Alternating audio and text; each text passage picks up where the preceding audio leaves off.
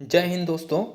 आज हम लोग बात करने वाले हैं उत्तर प्रदेश राजस्व लेखपाल भर्ती परीक्षा के अंतर्गत जो 25 मार्क्स का जो टॉपिक रहता है जिसको हम कहते हैं ग्रामीण समाज एवं विकास। बहुत ही इम्पोर्टेंट टॉपिक है और कहीं न कहीं आपके सिलेक्शन में बहुत ही महत्वपूर्ण भूमिका ये निभाने वाला है। तो इसलिए हम लोग इसको आज से डिस्कस करने वाले हैं। ये हमारी फर्स्ट क्लास रहेगी, ये इंट्रो क्लास है और इसमें हम लोग कुछ सिलेबस जिसका पाठ्यक्रम जो है इसका सबसे इम्पोर्टेंट क्या होता है, किसी भी परीक्षा का पाठ्यक्रम सिलेबस क्या है। सिलेबस को हमको अच्छे से रीड करना है, समझना है कि इसका सिलेबस क्या होना चाहिए, किस तरीके से पढ़ाई करनी चाहिए। प्रॉब्लम ये रहती है कि ग्रामीण समाज में विकास के कोई अच्छे लेक्चर्स देखा जाए, अच्छी क्लासेस आपको नहीं मिल पाती हैं। ठीक है, और ये टॉपिक बहुत महत्वपूर्ण है। सबसे बड़ी बात इसमें क्या पढ़ें क्या ना पढ़ें, किसको छोड़ें, तो ये सब चीज़ें बहुत ज़्यादा दिक्कत करती हैं। तो इसीलिए हम लोग आज से लेखपाल के लिए जो ये टॉपिक है इसको हम लोग स्टार्ट करेंगे और लगभग सारी चीज़ें जितने भी टॉपिक्स इससे अंतर्गत आते हैं सबको हम लोग क्लियर करते हुए और सभी चीज़ों को अच्छे से समझेंगे।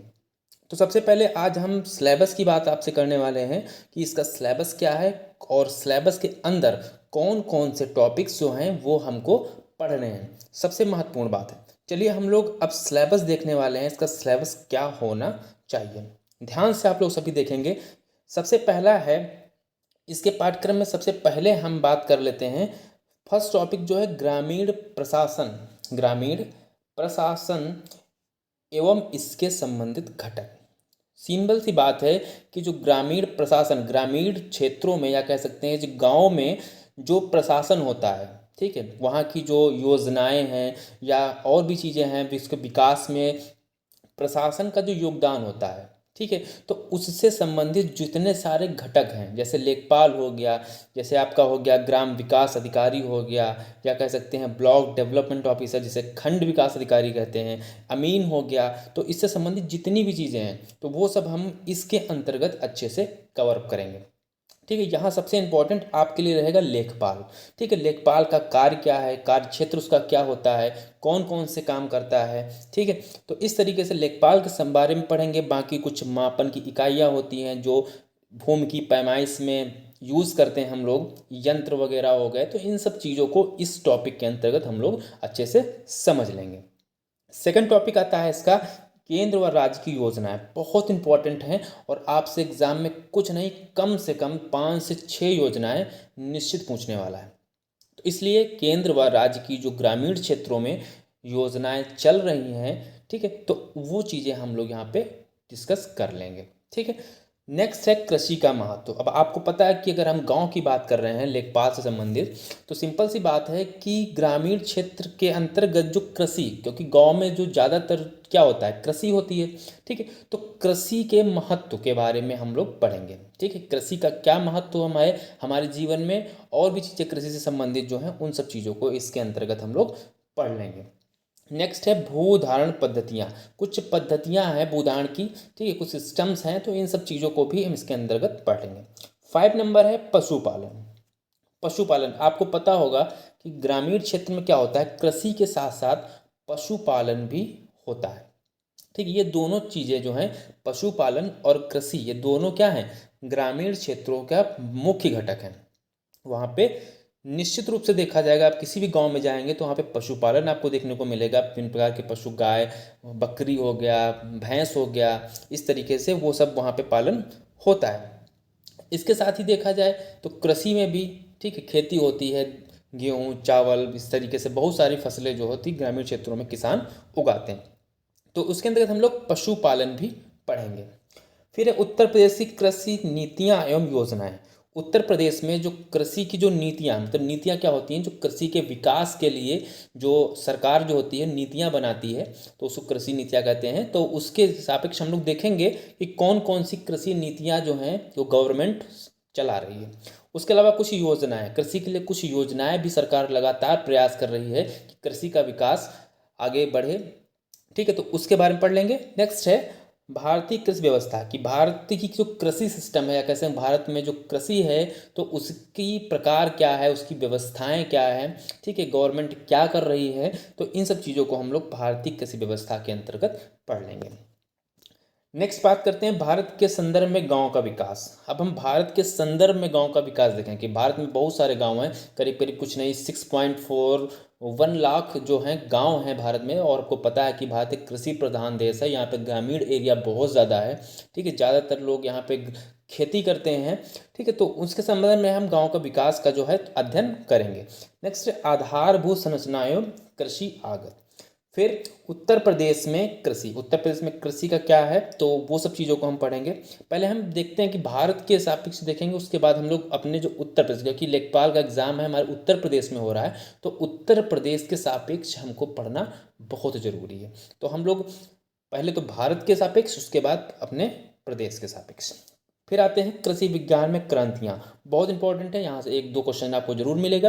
विभिन्न प्रकार की जो क्रांतियाँ थी, जो कृषि के विकास में क्रांतियाँ लाई गई, जैसे हरित क्रांति हो गई, श्वेत क्रांति हो गई, पशुपालन में हो गया, ठीक है, और क्या नाम नीली क्रांति है, बहुत सारी क्रांतियाँ हैं।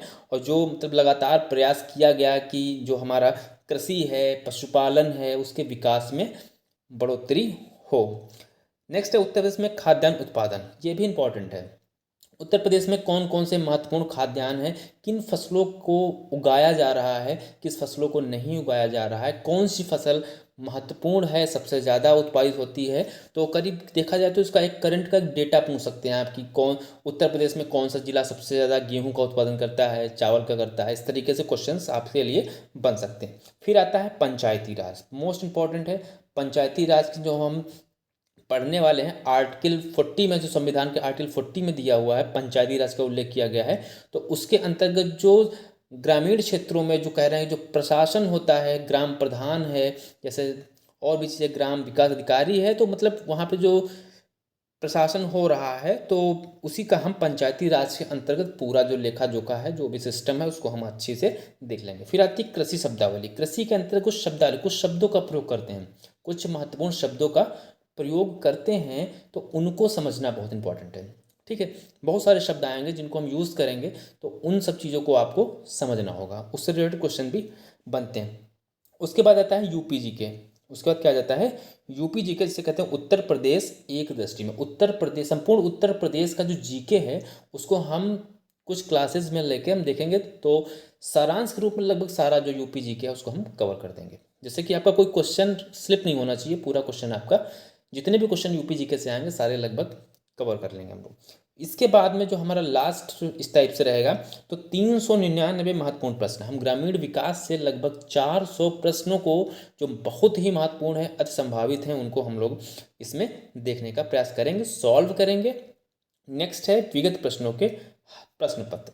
अब विगत वर्षों के प्रश्न पत्र भी बहुत इंपॉर्टेंट होते हैं, क्योंकि इनसे हमें एक निश्चित आइडिया मिलता है कि क्वेश्चंस का लेवल क्या है, प्रकृति क्या है क्वेश्चंस की, क्वेश्चन कैसे पूछे जाते हैं, कैसे हमको तैयारी करनी, ये सब चीज़ें हैं। तो एक तरीके से विगत प्रश्नों के जो प्रश्न पत्र हैं उनको पढ़ना बहुत ज़रूरी है। और हो सकता है कभी कभी ऐसा भी होता है कि क्वेश्चंस जो हैं पिछले साल या कभी कभी भी एग्ज़ाम हुआ पूछे गए हों, तो वो डायरेक्टली वैसे ही आपके एग्ज़ाम में रिपीट हो जाते हैं। तो क्वेश्चंस रिपीट बहुत होते हैं, ये आप लोग ध्यान रखिएगा।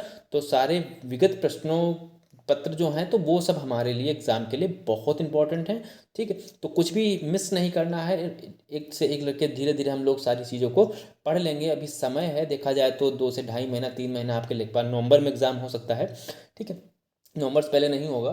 तो हमारे पास काफ़ी समय है, तो हम उसका समय का सदुपयोग करते हैं। और ये चीज़ें लगभग हैं ग्रामीण विकास के, हम A to Z जितनी भी चीज़ें हैं, आपका कोई क्वेश्चन गलत नहीं होगा। मैं 25 मार्क्स अगर आ रहा है, तो 25 मार्क्स की मैं गारंटी लेता हूँ कि आप कोई भी चीज़ें ऐसी नहीं है कि मिस हो जाएं। हम सारे टॉपिक्स को एक से लेके एक अपना क्रम से कवर करते चलेंगे, जो कि आपके एग्ज़ाम के लिए बहुत ज़्यादा महत्वपूर्ण होने वाला है, ठीक है। तो ये हमारा सिलेबस हो गया, आप लोग समझ गए होंगे हमको ग्रामीण विकास में क्या क्या पढ़ना है, कौन कौन चीज़ें हैं जो हमको डिस्कस करनी है, ठीक है।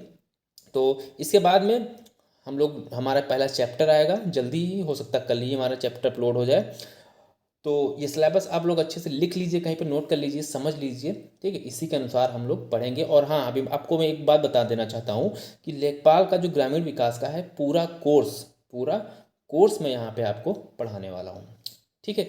बीच में कोई भी छूटेगा नहीं, लगभग सारी चीज़ें हम कवर कर लेंगे, ठीक है। तो आपको कहीं भी चिंता करने की कोई आवश्यकता नहीं है, यहाँ पे मैं पूरा कवर करूँगा। और आप सभी को हमारा वीडियो देखने के लिए बहुत बहुत धन्यवाद। वीडियोस जो हैं देखते रहिए, पढ़ते रहिए। और आपको अगर नोटिफिकेशंस जो है कि मेरा वीडियो कब आएगा, ठीक है, तो उसके लिए आप लोग सब्सक्राइब कर लीजिए हमारे चैनल को। सब्सक्राइब करने से आपको नोटिफिकेशन जो है इजीली मिल जाएगा जब भी मैं वीडियो को अपलोड करूँगा, जिससे कि आपका मिस नहीं होगा। और वीडियो को आपको पसंद आया तो प्लीज़ उसको लाइक कर सकते हैं और अपने फ्रेंड के साथ शेयर भी कर सकते हैं। और पढ़ते रहिए, मेहनत करते रहिए, और आगे चल के एग्ज़ाम होने वाला है, आप सफल हो, सिलेक्शन हो, यही हम चाहते हैं। और फिलहाल के लिए धन्यवाद। जय हिंद।